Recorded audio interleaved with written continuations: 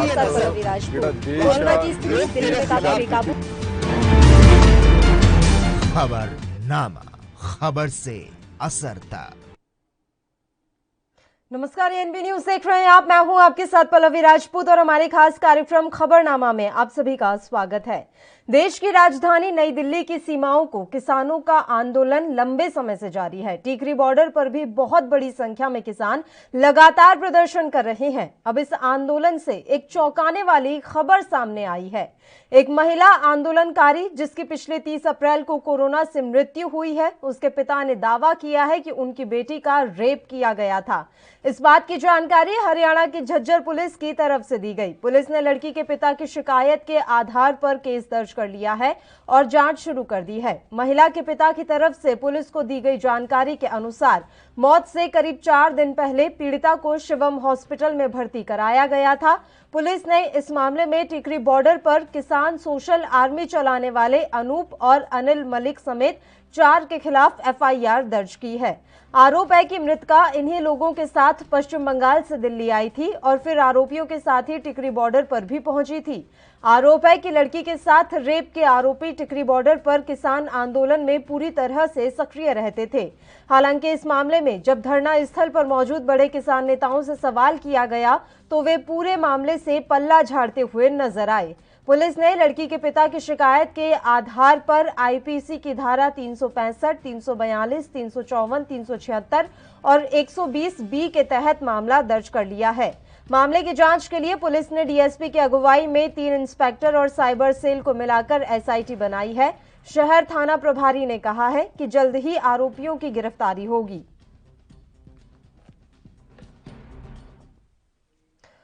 तो टिकरी बॉर्डर पर बंगाली युवती से रेप के मामले में हरियाणा के गृह मंत्री अनिल विज सख्त हो गए हैं। अनिल विज ने मामले को लेकर स्पष्ट कर दिया है कि एक एक दोषी को पकड़ा जाएगा और आंदोलन की आड़ में ऐसे जघन्य अपराध निंदनीय हैं। वहीं संबित पात्रा ने क्या कुछ कहा वो भी आप सुनिए। तो आपको बता दें कि संबित पात्रा और अनिल विज के द्वारा कड़ी प्रतिक्रिया व्यक्त की गई है इस मामले में और तीखी प्रतिक्रिया व्यक्त करते हुए दोनों ही नेताओं ने साफ कर दिया है कि इस तरह की हरकतें बर्दाश्त नहीं की जाएंगी। खासकर हरियाणा के गृह मंत्री अनिल विज ने यह साफ कर दिया है कि एक एक दोषी को पकड़ा जाएगा। जिसने भी इस तरह के जघन्य अपराध को अंजाम दिया है उसे बख्शा नहीं जाएगा। टिकरी बॉर्डर का यह मामला बताया जा रहा है जहां पश्चिम बंगाल से एक युवती आंदोलन में शामिल होने के लिए आई थी और इसी युवती के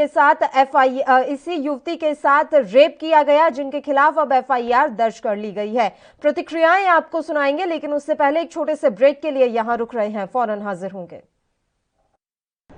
यात्रीगण कृपया ध्यान दें, ANB express news on wheels Tata sky, Airtel, Facebook page, Instagram, Jio TV, Google play, YouTube और ऐप स्टोर पर रात 9 बजे एएनबी न्यूज पर आ रही है। धन्यवाद।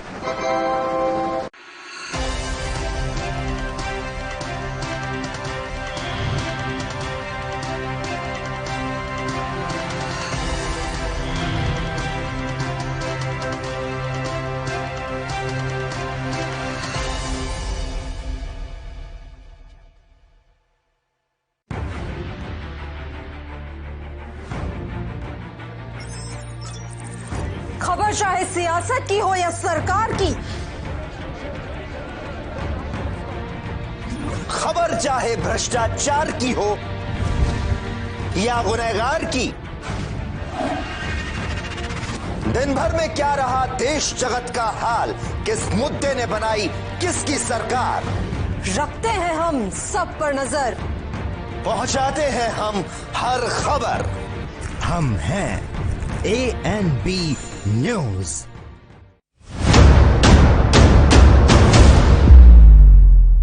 हक की बात दोपहर 12 बजे सिर्फ एएनबी न्यूज पर। कम ब्रेक और ज्यादा खबरों के साथ देखिए ANB news in channel number पर।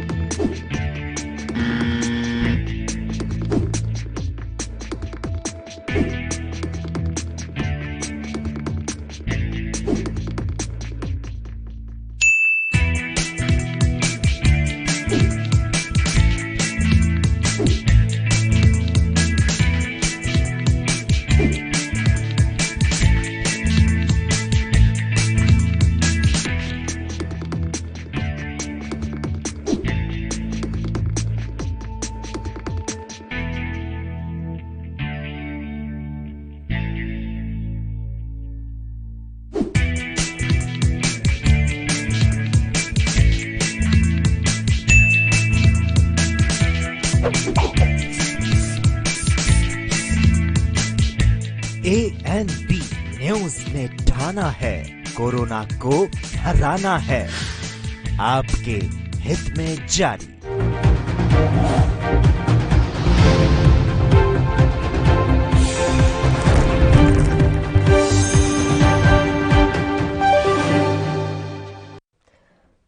ब्रेक के बाद एक बार फिर से आप सभी का स्वागत है और हम आज टिकरी बॉर्डर पर हुए एक युवती के साथ रेप के मामले पर बात कर रहे हैं। इस मसले पर चर्चा की शुरुआत भी करेंगे, लेकिन उससे पहले संबित पात्रा और अनिल विज की प्रतिक्रिया आप सुनिए।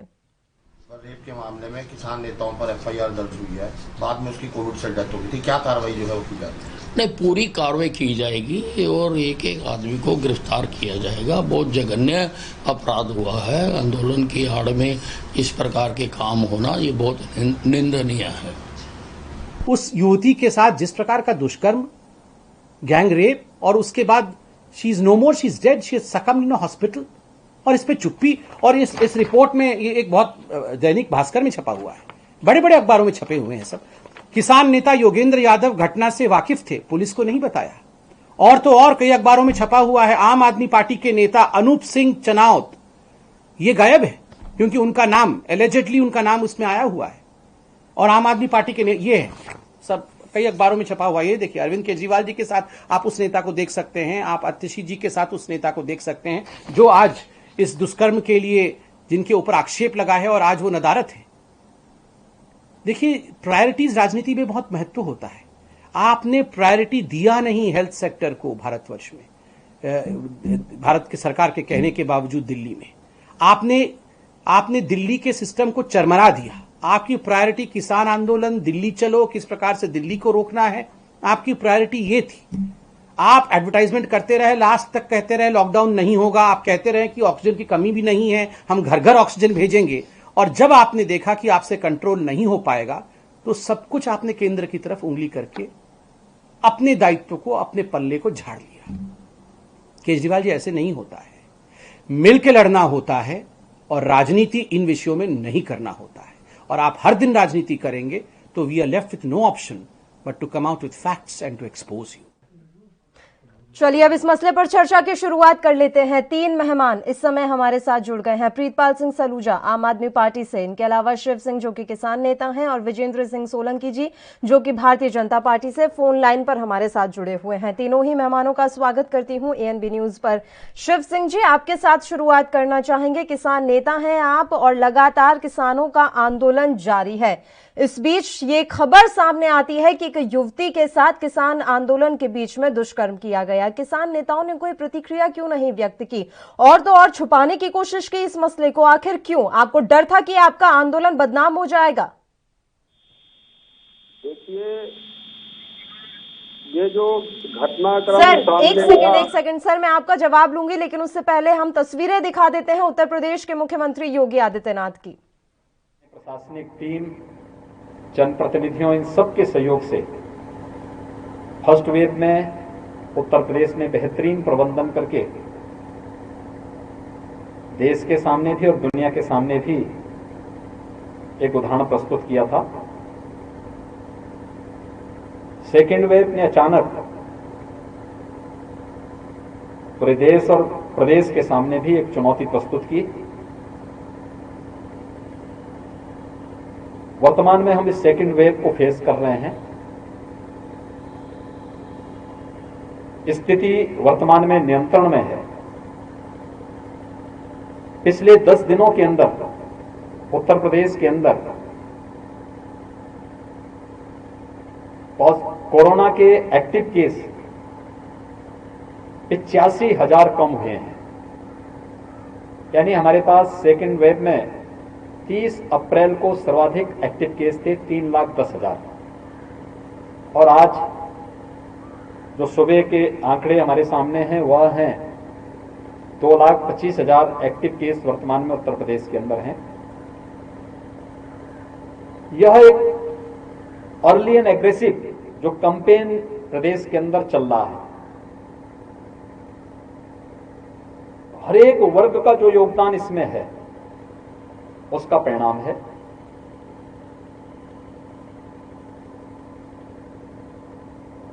फर्स्ट वेव में हम लोगों ने देखा था कि प्रदेश के अंदर जो अधिकतम केस आए थे वह एक्टिव केस कुल प्रदेश के अंदर 67,000 तक पहुंचे थे और एक दिन में जो सर्वाधिक केस आए थे वह आए थे 7,700।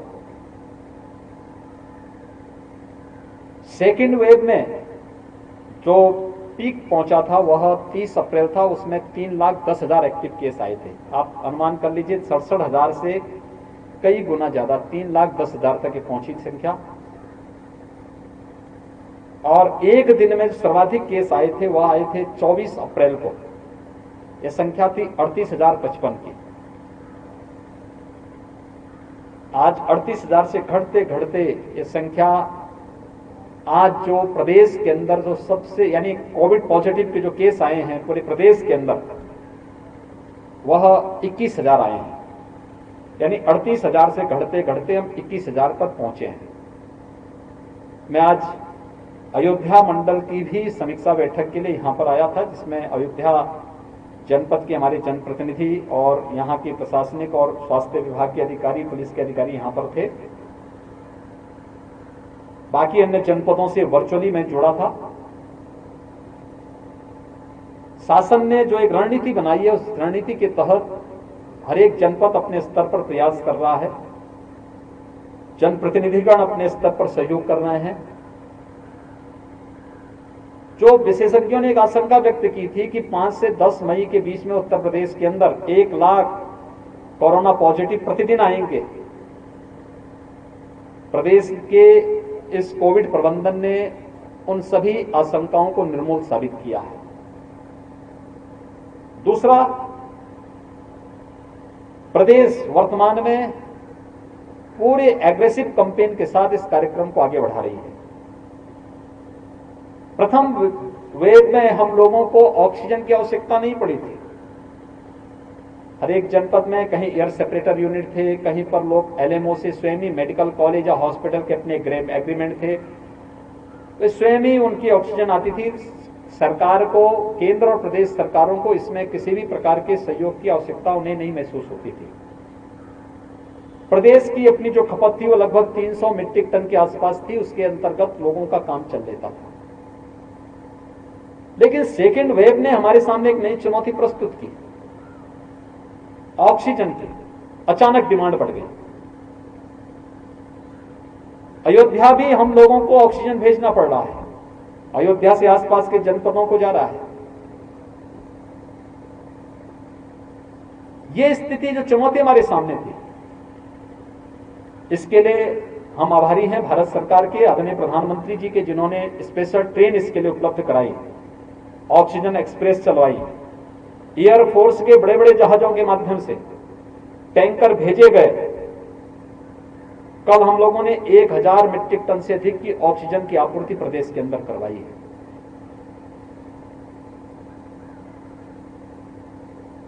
लेकिन केवल ये आपूर्ति तक सीमित नहीं, बल्कि ऑक्सीजन प्लांट स्थापित भी हों। वर्तमान में हम प्रदेश के अंदर 300 ऑक्सीजन प्लांट स्थापित करने की कार्रवाई को आगे बढ़ा रहे हैं। अकेले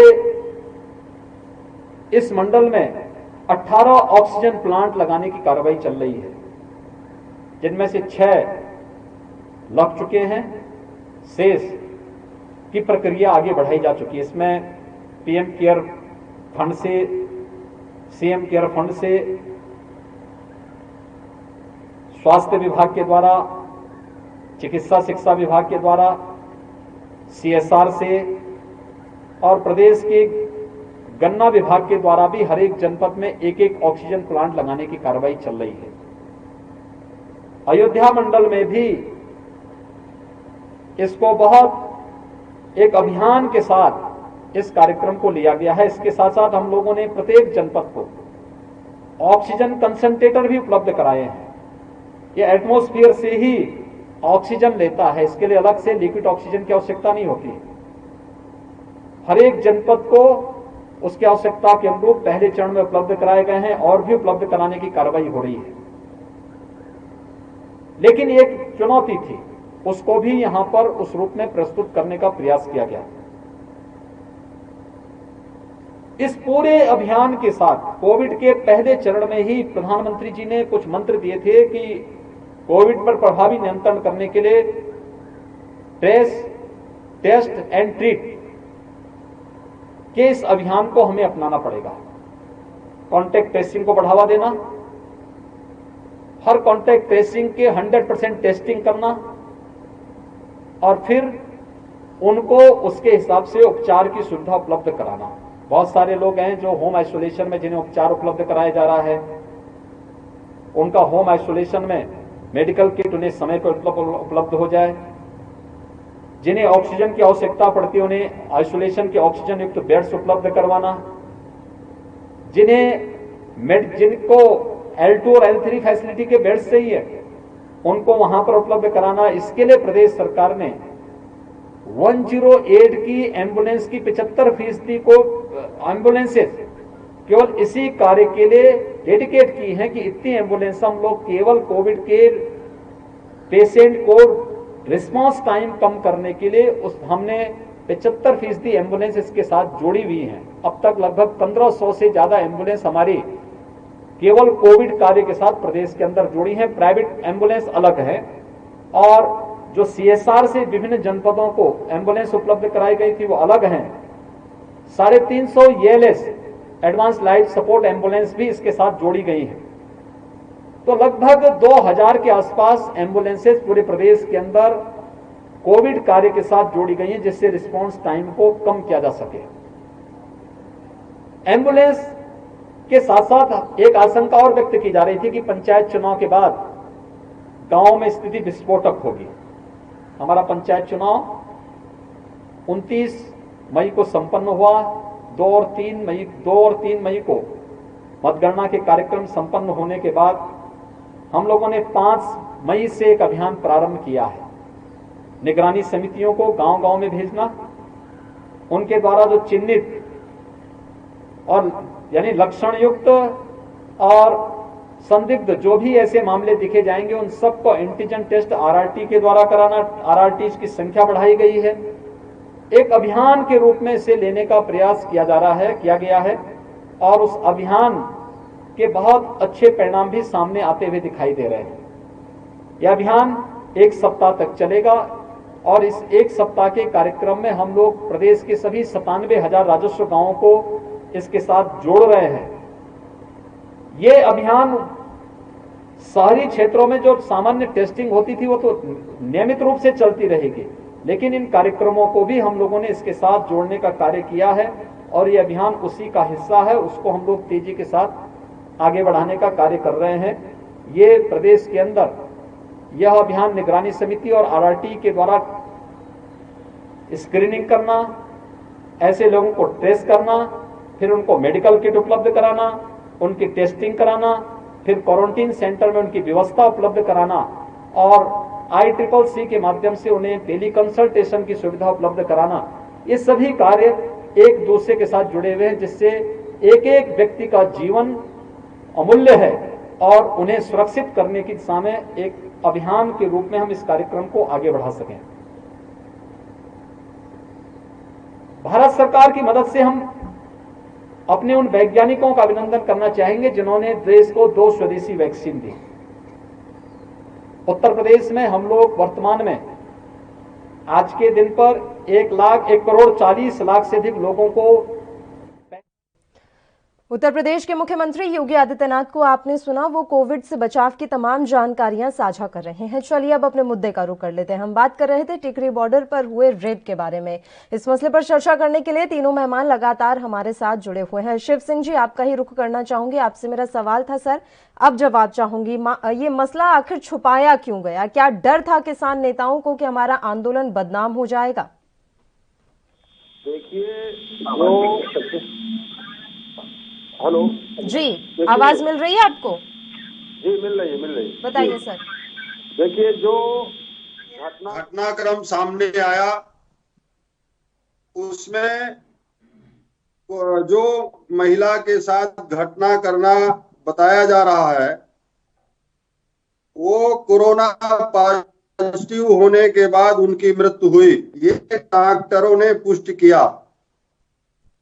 इसके बाद पिता के आरोप पर कोरोना मरीज का पीएम हो रहा है और किसान आंदोलन को बदनाम करने के लिए, क्योंकि देश में बैठी मोदी हुकूमत किसान बिल लाई, हरियाणा में बीजेपी की सरकार है, पुलिस बीजेपी की है और जिस तरह से किसानों का काफिला लगातार दिल्ली की सीमाओं पर पहुंच रहा है, तो ये पूरी तरह से किसान आंदोलन को बदनाम करने की साजिश है। इसके पहले भी बहुत से कालगर्लों को भेजा गया किसानों के पंडाल में, किसान सतर्क हो गए, किसान ने उनको वापस किया, प्रशासन को ये सूचना बात दिया। आज आप नहीं यहाँ पर खुलासा कर रहे हैं क्या? मीडिया आपके सपोर्ट में नहीं था क्या सर? वहां पर दिन रात रिपोर्टर्स डेरा डाले हुए हैं और आज आप ये बात कह रहे हैं कि हमारे लिए ये भेजा गया और वो भेजा गया। जब एक लड़की की इज्जत पर मैं बात कर रही हूं तो आप कह रहे हैं कि हमारे आंदोलन को बदनाम करने के लिए हमारे टेंट में ऐसी लड़कियां भेजी गई। क्या कुछ भी बोल रहे हैं शिव सिंह जी? नहीं, ये इसकी फर्स्ट डे से लेकर आज तक आपको हर जगह से समर्थन दिया सर मीडिया ने, पल पल की आपकी खबरें दिखाई, आप किस तरीके से हर मौसम में परेशान हो रहे थे ये प्रमुखता से हमने दिखाया। अगर इतनी बड़ी बात थी आपके आंदोलन को बदनाम करने के लिए, अगर इस तरह की साजिश रची जा रही थी तो पहले ये बात क्यों नहीं की आपने, या आज तक भी आपके नेता ने ये वाला आरोप क्यों नहीं लगाया जो आज आप टेलीविजन पर बैठकर लगा रहे हैं? मैं लौटूंगी आपके पास। हमारे साथ भारतीय जनता पार्टी के विजेंद्र सिंह सोलंकी जी भी फोन लाइन पर जुड़े हुए हैं, एक बार उनका भी रुख कर लेते हैं। विजेंद्र सिंह सोलंकी जी, इतना बड़ा आरोप सर, वो कह रहे हैं कि पता नहीं किस किस तरह की लड़कियां आपने उनके टेंट में भेजी हैं इनका आंदोलन बदनाम करने के लिए। और दूसरी बात, जिस युवती की मैं बात कर रही हूं, क्या वाकई में उसके साथ कुछ नहीं हुआ? अगर मैं शिव सिंह की मानूं तो कुछ नहीं हुआ है उसके साथ, कोरोना से उसकी मृत्यु हुई है, तो मैं भी मान रही हूं कि कोरोना से मृत्यु हुई, लेकिन 2 दिन पहले रेप की जो वारदात थी उसकी पुष्टि आप कर रहे हैं या नहीं सोलंकी जी? पल्लवी, धन्यवाद आपका कि ये चैनल पे चर्चा में मौका मिला। तो देखिए, इस विषय में मैं केवल कहना चाहूंगा कि सज्जन कोई भी क्यों ना हो, नारी के बारे में लगाए गए आरोप, नारी के द्वारा या नारी के परिजनों के द्वारा लगाए गए आरोप अगर जघन्य है तो हमारा हिंदुस्तान का आदमी इस तरह की घटिया बातचीत नहीं कर सकता कि ये आंदोलन को बदनाम करने के लिए है। नारी तो लज्जा का एक प्रतीक है, हम सब के माँ बहन बेटियां हैं। जब कुछ ना कुछ घटता है तभी कोई बात सामने आती है।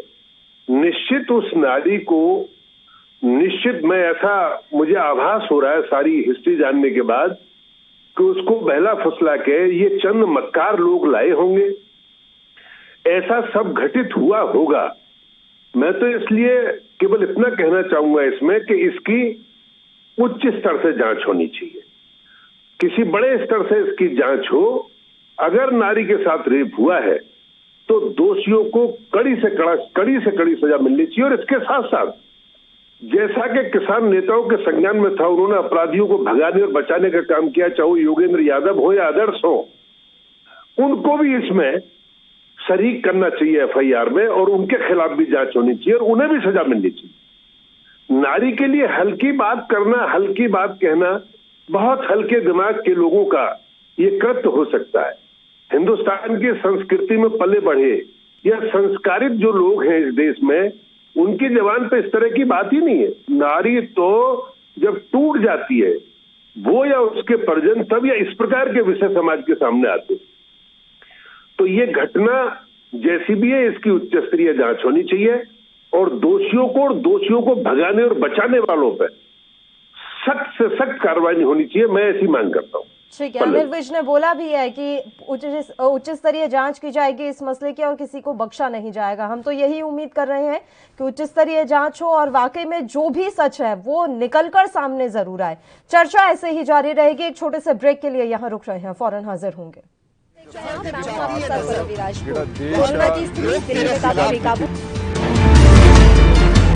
खबरनामा, खबर से असर तक।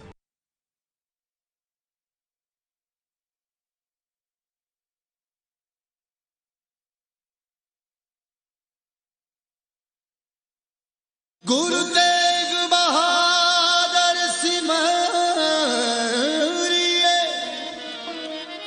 करनो निध आए ताय। श्री गुरु तेग बहादुर जी दी अलौकिकता नूं बयान करता गुरुद्वारा बड़ी संगत वाराणसी। ਇੱਥੇ ਧੰਨ ਧੰਨ ਸ੍ਰੀ ਗੁਰੂ ਤੇਗ ਬਹਾਦਰ ਸਾਹਿਬ ਮਹਾਰਾਜ ਜੀ ਨੇ ਆਪਣੇ ਚਰਨ ਪਾਏ ਤੇ 7 ਮਹੀਨੇ 13 ਦਿਨ ਤਪ ਕੀਤਾ। ਇੱਥੇ ਧੰਨ ਧੰਨ ਸ੍ਰੀ ਗੁਰੂ ਤੇਗ ਬਹਾਦਰ ਸਾਹਿਬ ਮਹਾਰਾਜ ਜੀ ਨੇ ਗੰਗਾ ਦਾ ਸੋਮਾ ਪ੍ਰਗਟ ਕੀਤਾ। ਗੁਰੂ ਤੇਗ ਬਹਾਦਰ ਸਾਹਿਬ ਮਹਾਰਾਜ ਜੀ ਦੇ ਜੋੜੇ, ਗੁਰੂ ਤੇਗ ਬਹਾਦਰ ਸਾਹਿਬ ਮਹਾਰਾਜ ਜੀ ਦਾ ਚੋਲਾ ਸਾਹਿਬ, ਇਸ ਤੋਂ ਇਲਾਵਾ ਹੱਥ ਲਿਖੇ ਹੁਕਮਨਾਮੇ ਇਸ ਗੁਰਦੁਆਰਾ ਸਾਹਿਬ ਵਿਖੇ ਸ਼ੋਭਾਇਮਾਨ ਨੇ। गुरु साहिब जी दी शांति, सरलता अते सहजता दी रूपमानी करदे इस पवित्र स्थान दे दर्शन कर संगतां निहाल होंदियां हन।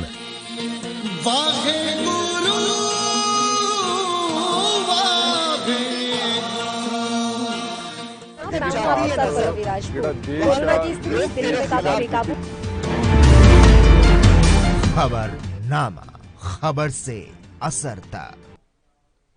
ब्रेक के बाद एक बार फिर से खबरनामा में आप सभी का स्वागत है। प्रीतपाल जी, आपका रुख करना चाहूंगी आपकी प्रतिक्रिया। और सर, ये मत कहिएगा कि ऐसा कुछ नहीं हुआ, उस महिला की मौत कोविड से हुई थी। ये तो हम भी जानते हैं कि महिला की मौत कोविड से हुई थी, लेकिन उसके पीछे की जो कहानी है, मैं उम्मीद करती हूं कि आप जरूर कुछ अच्छा ही बोलेंगे सर। और सबसे बड़ी बात यह कि 2 ऐसे शख्सियत के नाम भी शामिल हैं जो कि आम आदमी पार्टी के कार्यकर्ता हैं, तो इस पर भी जरूर 2 शब्द कह दीजिएगा। बताइए प्रीतपाल जी। जो घटना घटी है वो महिला अब इस दुनिया में नहीं रही।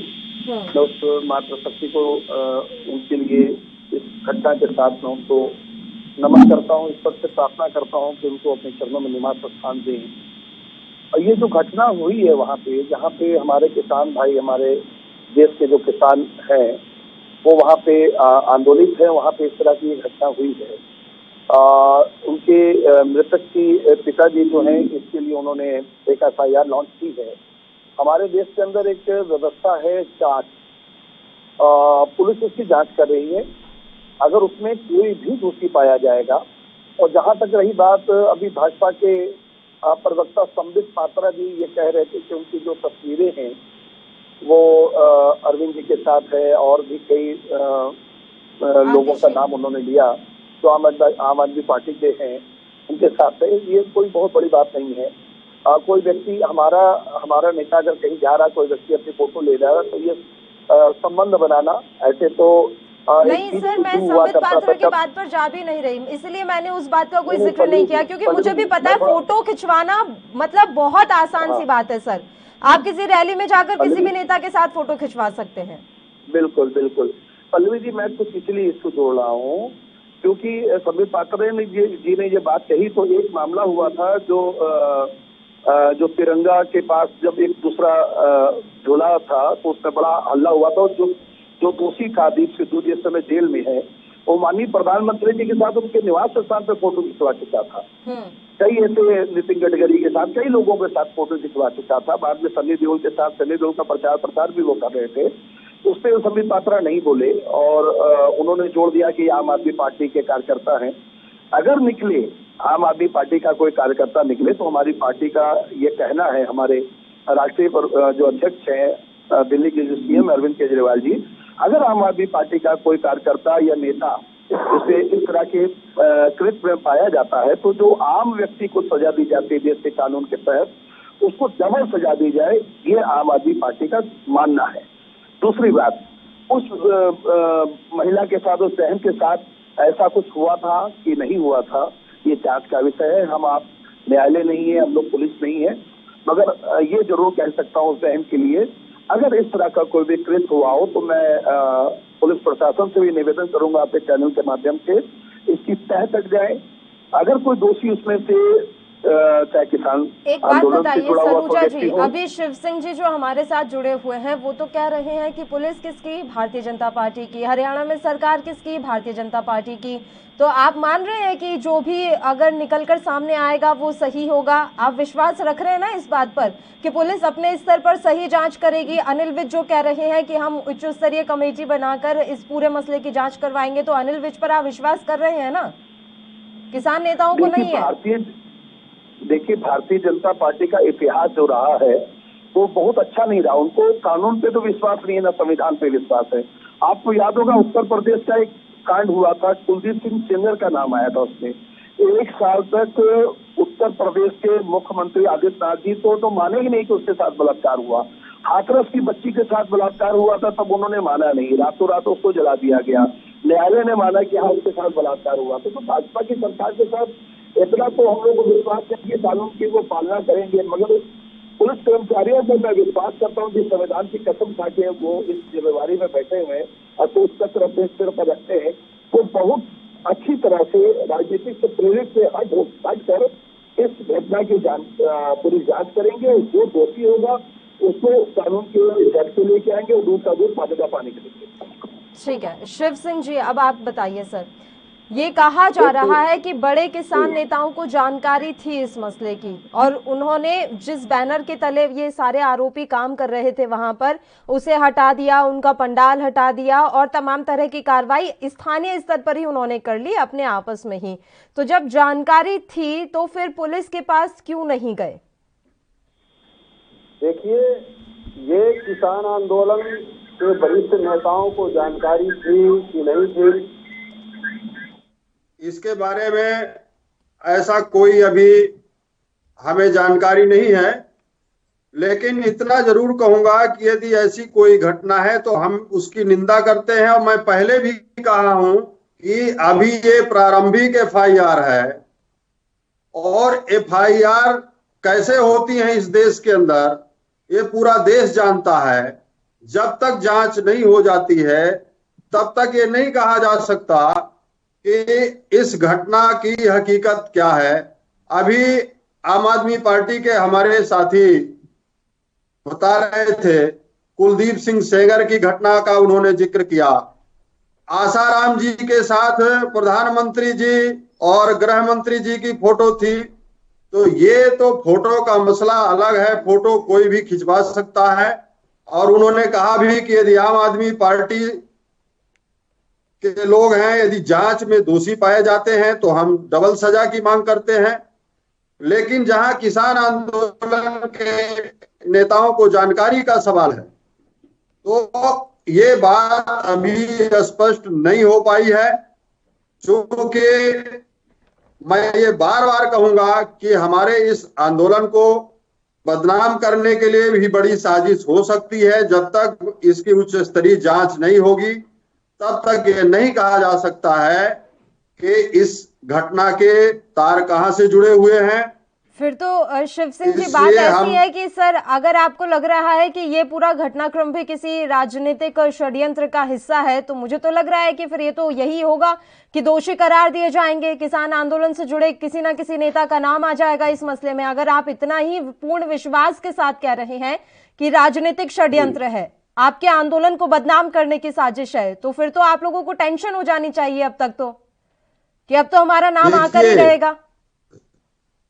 नहीं, देखिए, सरकार जहां सवाल है कि किसको फंसाना है किसको नहीं फंसाना है तो सरकार कुछ भी कर सकती है।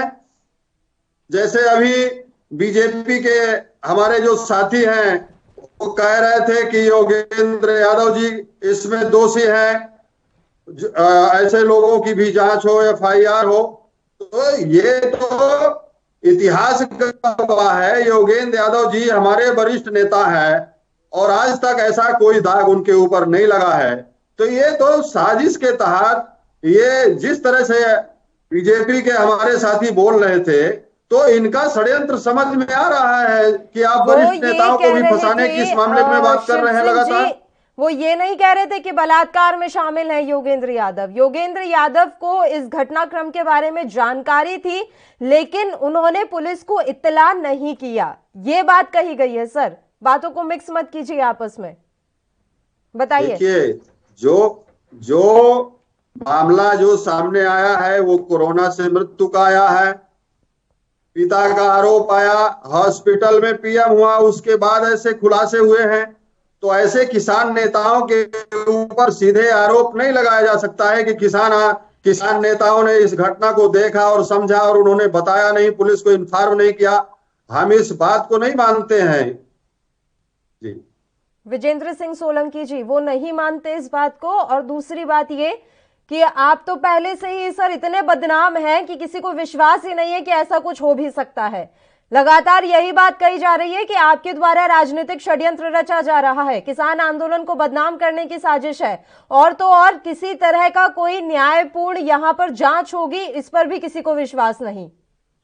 पल्लवी जी, पहले तो मैं आप के जो वक्ता प्रवक्ता जो भी सज्जन उन्होंने जो कहा है हमारी पार्टी और सेंगर के विषय को लेके, उसमें मैं एक लाइन ये कहना चाहूंगा कि देखिए पूरा देश बहुत ठीक से देश ने खुली आंखों से देखा है कि आम आदमी पार्टी के सीएम हो या अदर्स अन्य नेतागण, इन्होंने अनेकों बार कोर्ट में, सुप्रीम कोर्ट में, सामाजिक मंचों पर कितनी बार माफी मांगी है।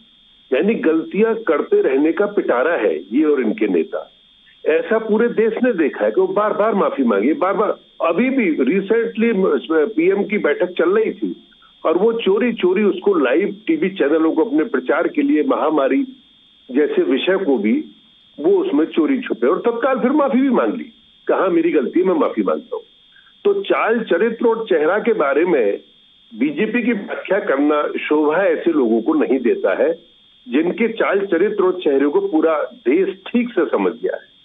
दूसरी बात मैं कहता हूं किसानों के बारे में, देखिए हमारी जो भी बुजुर्गों ने शोध किए उनमें कुछ ऐसी बातें छोड़िए कि जिनका कोई सार होता है। बुजुर्गों ने कहा है कि अगर कै नहीं होगा तो कौवा नहीं बनता। जरूर उस महिला के साथ में ऐसा कुछ घटा है, कोरोना का मृत्यु का उससे कोई लेना देना नहीं है। मैंने केवल इतना कहा है कि जो लोग इसमें इन्वॉल्व हो उनको कठोर से कठोर सजा हो, इसकी एक बड़े स्तर की जांच हो, और जिन नेताओं ने, किसान नेता हो या किसी दल के नेता हो, उन आरोपियों को सहयोग किया है उनको भगाने में, उनको फरार होने में, उस तरह के उन लोगों को भी इसमें सजा होनी चाहिए, मुकदमे में उनका नाम होना चाहिए। ऐसी मांग मैंने की।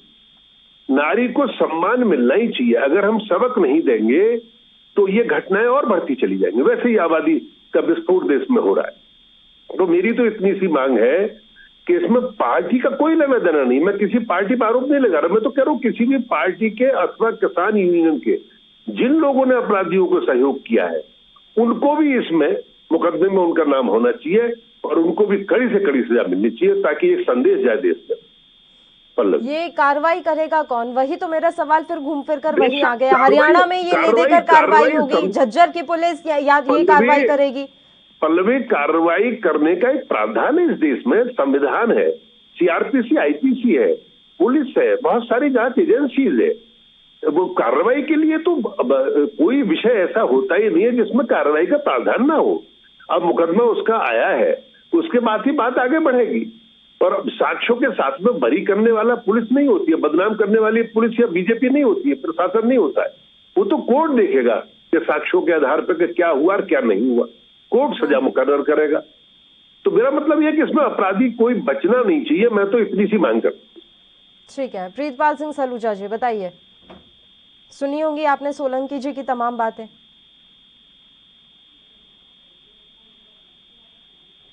प्रीतपाल जी आवाज मिल रही है आपको? प्रीतपाल जी तक आवाज नहीं पहुंच पा रही है। सोलंकी जी, शिव सिंह जी जो हमारे साथ जुड़े हुए हैं, किसान नेता, उन्होंने अपने शुरुआती जब अपना संबोधन वो दे रहे थे, अपनी बात रख रहे थे, तो एक बात कही उन्होंने कि हमारे आंदोलन को तो बदनाम करने की यहाँ तक साजिश रची जा रही है कि देह व्यापार करने वाली भेजी जा रही है। इतना बड़ा वो आरोप लगाकर चले गए। देखिए पल्लवी, मुझे इस विषय में आपने मुझसे ये बात मेरे समक्ष रखी है। मैं केवल इतना कहना चाहूंगा कि कोई भी नर हो या नारी, भारत में नहीं बल्कि विश्व में, जिसकी जैसी मानसिकता अच्छी है तो अच्छी बातें मुंह से निकलती और घटिया है तो घटिया बातें मुंह से निकलती। काल गर्ल जैसा शब्द इस्तेमाल करना किसी भी भद्र पुरुष को शोभा नहीं देता है। उन्होंने ये सब इन शब्दों का किस तरह से इस्तेमाल किया और ये भी नहीं देखा कि टीवी चैनल पे, और ये भी नहीं देखा कि आज एंकर, हमारी ही एक बच्ची एंकर, मैं क्या बातें कह रहा हूं, किसके समक्ष कह रहा हूं। जटिलता तो वहां भी पैदा होती कि कोई मेल एंकर होता। तो ऐसा सेंस नॉनसेंस अब ये जनता फैसला करेगी कि इसमें क्या है, बिल्कुल शोभा नहीं देता है ऐसे शब्दों का इस्तेमाल, वो भी टीवी डिबेट में एकदम शोभा नहीं देता है। मैं तो कहता हूँ कि उन्हें इसके लिए माफी तत्काल मांग लेनी चाहिए। ठीक है, आपसे बिल्कुल बिल्कुल। प्रीतपाल सिंह सलूजा जी, आवाज मिल रही है आपको? जी जी जी, आवाज मिल रही है पल्लवी जी। देखिए सलूजा जी, घुमा फिरा कर बात बस इतनी है कि इस मसले की जांच तो होकर रहेगी, और ये कोई ऐसा छोटा सा मसला तो है नहीं कि बस आया गया कर दिया जाए और ये कह देना कि ये तो सिर्फ एक बदनाम करने की साजिश हो सकती है। मुझे नहीं लगता कि ये इतना छोटा मसला है कि आप बस ये कह दें कि बदनाम करने की साजिश है इसलिए जाने दीजिए। तो अब सवाल ये है कि आप क्या चाहते हैं कि इसकी जांच कैसे हो? हरियाणा सरकार की तरफ से जो एसआईटी गठित की जाएगी या कोई अलग से कमेटी गठित की जाएगी वो इसकी जांच करे, झज्जर पुलिस इसकी जांच करे, या फिर किसी कोर्ट की निगरानी में इसकी जांच होनी चाहिए? देखिए पल्लवी जी, उस बहन के साथ अगर कोई किसी प्रकार का कोई भी घटना घटी है, हालांकि उसकी उस बहन की मृत्यु जो हुई है वो डॉक्टरी हिसाब से तो उनका संक्रमण कोरोना का बताया गया, मगर जिस तरह की उन्हें पिताजी ने इस बात को कहा कि मेरी बिटिया से मेरी बात हुई थी, उसने मुझे फोन पे ये बात बताई थी, तो ये जांच का विषय है। मैं निवेदन करूंगा हरियाणा सरकार से भी कि जो भी एसआईटी बैठाए वो निष्पक्ष इसकी जांच करे, किस तरह की घटना भविष्य में ना हो, और जो भी घटित हुआ है, जो भी व्यक्ति इसमें दोषी है, बड़े से बड़ा हो चाहे छोटे से छोटा हो, वो कानून की जद में आना चाहिए, उस बहन को न्याय मिलना चाहिए। ये आम आदमी पार्टी का ध्येय है और ये आम आदमी पार्टी बार बार इस चीज की मांग करती रही है कि इस तरह की पुनरावृत्ति नहीं होनी चाहिए। और रही बात भाजपा के ऊपर, मगर भाजपा का अभी तक का जो रिकॉर्ड रहा है वो मतलब एक तरह देखे जाए तो दोषपूर्ण रहा है। वो कभी भी इस बात पे ध्यान नहीं देती है कि वो घटना कम हो और उस घटना में दोषी हो उसको जल्द से जल्द पकड़ा जाए। वो हर चीज को एक राजनीति का अमली जामा पहनाना चाहती है, राजनीति की मामला करना चाहती है। अभी इस मामले में आपने दो नेताओं को सुना, उन्होंने बार बार इस बात को कहा कि आम आदमी पार्टी का वो व्यक्ति था और उसके साथ फोटो थी, ये जो थी, मैं उसको डिनाई नहीं कर रहा हूँ, फोटो खिंचाना, फोटो में भी एक ठीक है प्रीतपाल जी, अभी तो हम यही उम्मीद कर सकते हैं कि अभी एफआईआर जो दर्ज की गई है उसके आधार पर आगे की कार्रवाई हो, और क्योंकि आप तो कह ही चुके हैं अगर आम आदमी पार्टी के कार्यकर्ता इसमें संलिप्त पाते हैं तो उन्हें डबल सजा मिलनी चाहिए, तो हम यही उम्मीद करेंगे कि आप अपने स्टैंड पर कायम रहें। फिलहाल समय की कमी है इसलिए मैं रोक रही हूँ। आप तीनों ही मेहमानों का शुक्रिया अदा करना चाहूंगी, तमाम चर्चा करने के लिए आप हमारे साथ जुड़े। तो टिकरी बॉर्डर पर जो कुछ भी हुआ उसके बाद से सियासत गरमाई हुई है और लगातार ये बात कही जा रही है कि किसान आंदोलन में महिलाएं सुरक्षित नहीं है। खैर, देखने वाली बात रहेगी कि इस मसले में क्या कुछ आने वाले समय में कार्रवाई होती है। इसी के साथ खबरनामा में फिलहाल के लिए इतना ही। मुझे दीजिए इजाजत, नमस्कार। खबरनामा, खबर से असर तक।